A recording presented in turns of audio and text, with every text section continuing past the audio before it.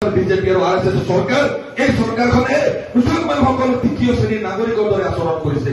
বেলেগ বাদ দিয়ক, যোৱাকালি নৰেন্দ্ৰ মোদী ভাৰতৰ প্ৰধানমন্ত্ৰী ৰাজস্থানৰ এখন নিৰ্বাচনী সভাত কি কৈছে? ভাৰতৰ মুছলমানসকলক অনুপ্ৰৱেশকাৰী বুলি আখ্যা দিছে। তাহলে নিউজ ওলাইছে এইবিলাক কথা। তো আমি আজি এইখন যে ভাৰতবৰ্ষ আমি এনে লাভ কৰা নাই। ভাৰতে 200 বছৰ ইংৰাজৰ বিৰুদ্ধে সংগ্ৰাম কৰিছিল আৰু ব্ৰিটিছৰ বিৰুদ্ধে যি সংগ্ৰাম কৰিছিল, ইংৰাজৰ বিৰুদ্ধে ভাৰতে যি স্বাধীনতা আন্দোলন কৰিছিল, এই আন্দোলনটি অকল হিন্দু মানুহে কৰিছিল মিছা কথা, অকল মুছলমানে কৰিছিল মিছা কথা। এই আন্দোলন পুৰুষসকলে ৰক্ত দিছে, তেজ দিছে, দিয়া নাই। আজি এই স্বাধীনতাৰ মাজেৰে আমি কি পাইছো? ভাৰতৰ সংবিধান পাইছো।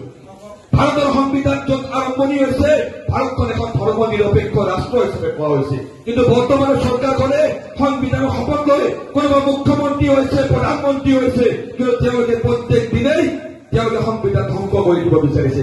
আজি এনেকুৱা পৰিৱেশ এইখন অসমত সৃষ্টি কৰিছে যে চৰকাৰৰ বিৰুদ্ধে আন্দোলন কৰিলে জেলত ভৰাই থয়, কেছ লগাই দিয়ে। কিন্তু এটা কথা ঠিক, আমি সংবিধানৰ ওপৰত বিশ্বাস কৰো।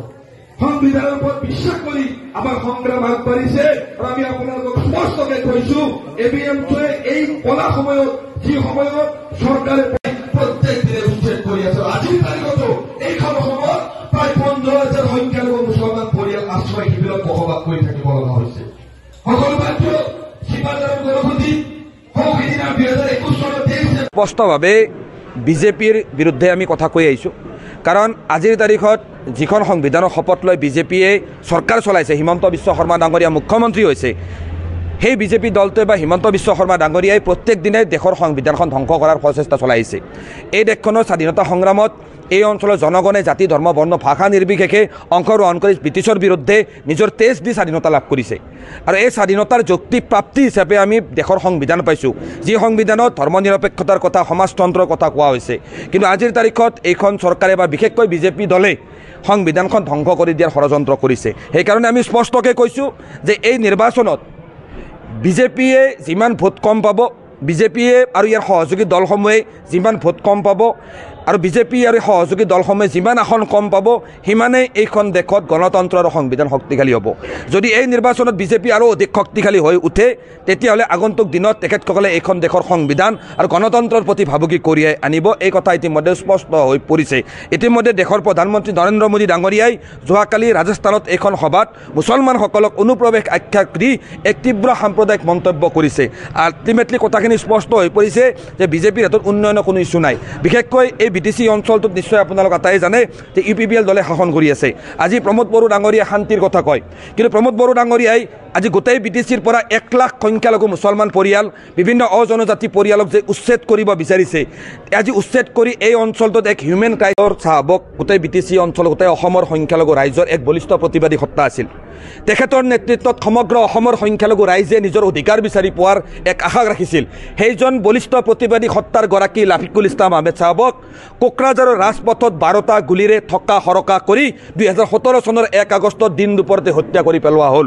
সেই সময়ত আমি স্পষ্টভাৱে দাবী কৰিছিলোঁ যে লাফিকুল ইছলাম আহমেদ চাহাবৰ হত্যাকাণ্ড এক ৰাজনৈতিক হত্যাকাণ্ড। কিন্তু সেই সময়ত আমাৰ যি দাবীৰ প্ৰতি চৰকাৰে গুৰুত্ব প্ৰদান নকৰিলে। সেই সময়ত BTC ভাগ্ৰামা মহিলাৰী ডাঙৰীয়াও স্পষ্টভাৱে এই হত্যাকাণ্ড ৰাজনৈতিক হত্যাকাণ্ড বুলি কৈছিল। সেই সময়ত সৰ্বানন্দ সোণোৱাল অসমৰ মুখ্যমন্ত্ৰী, তেখেতেও হত্যাকাৰী গ্ৰেপ্তাৰ কৰা হ'ব বুলি কৈছিল। কিন্তু আজি 7টা বছৰ পাৰ হ'ল, লাফিকুল ইছলাম আহমেদৰ হত্যাকাৰী গ্ৰেপ্তাৰ নহ'ল। ভাগ্ৰামা মহিলাৰী ডাঙৰীয়া BTC বৈ থাকোঁতে লাফিকুল ইছলাম আহমেদৰ হত্যাকাৰী গ্ৰেপ্তাৰ কৰিবলৈ যিখিনি ব্যৱস্থা গ্ৰহণ কৰিব লাগিছিল, সেইখিনি কোনো ব্যৱস্থা গ্ৰহণ নকৰিলে। পৰৱৰ্তী সময়ত প্ৰমোদ বড়ো ডাঙৰীয়াই BTC চিফ হ'বলৈ যেতিয়া আহিল, তেতিয়া তেখেতে শ্লোগান দিলে, যদি BTCত প্ৰমোদ বড়ো ডাঙৰীয়া চিফ হয়, UPPL চৰকাৰ যদি আহে, তেতিয়াহ'লে 2 মাহৰ ভিতৰত লাফিকুল ইছলাম আহমেদৰ হত্যাকাৰী গ্ৰেপ্তাৰ কৰা হ'ব। কিন্তু BTCত প্ৰমোদ বড়ো ডাঙৰীয়া চিফ হ'ল, আজি 4টা বছৰ খবৰ হ'ল। আজি প্ৰমোদ বড়ো ডাঙৰীয়াৰ UPPL দলৰ BTCত চৰকাৰ আছে, অসমত MLA আছে, কেবিনেট মিনিষ্টাৰ আছে, ৰাজ্যসভাৰ সাংসদ আছে, তেওঁলোক NDAৰ অংশীদাৰ। কিন্তু আজিৰ তাৰিখলৈকে লাফিকুল ইছলাম আহমেদৰ যি 3জন হত্যাকাৰী যি চিনাক্ত হৈছে, তেওঁলোকক চৰকাৰে গ্ৰেপ্তাৰ কৰা নাই। আমি ক'বলৈ বাধ্য হৈছোঁ যে আজিৰ তাৰিখত চৰকাৰৰ হাতত লাফিকুল ইছলাম আহমেদৰ হত্যাকাৰীৰ নাম ঠিকনা ফটো সকলোখিনি থকাৰ পিছতো লাফিকুল ইছলাম আহমেদৰ হত্যাকাৰী গ্ৰেপ্তাৰ নোহোৱা কি বুজাইছে? তাৰমানে বৰ্তমানৰ BTC চৰকাৰ আৰু অসম চৰকাৰে লাফিকুল ইছলাম আহমেদৰ হত্যাকাৰীক কি লুকুৱাই ৰাখিছে নেকি? সেই প্ৰশ্ন আজি আমি ABMC উত্থাপন কৰিছোঁ। আজি লাফিকুল ইছলাম আহমেদ এজন মুছলমান ছাত্ৰ নেতা হোৱা বাবেই তেখেতৰ হত্যাকাণ্ডটোক ৰাজনৈতিকভাৱে চৰকাৰে গাপ দিব বিচাৰিছে। কিন্তু ABMCয়ে ধাৰাবাহিকভাৱে কোকৰাঝাৰৰ পৰা দিল্লীলৈকে ইয়াৰ বিৰুদ্ধে আন্দোলন কৰি আহিছে আৰু এই আন্দোলন আগন্তুক দিনলৈকে চলি যাব।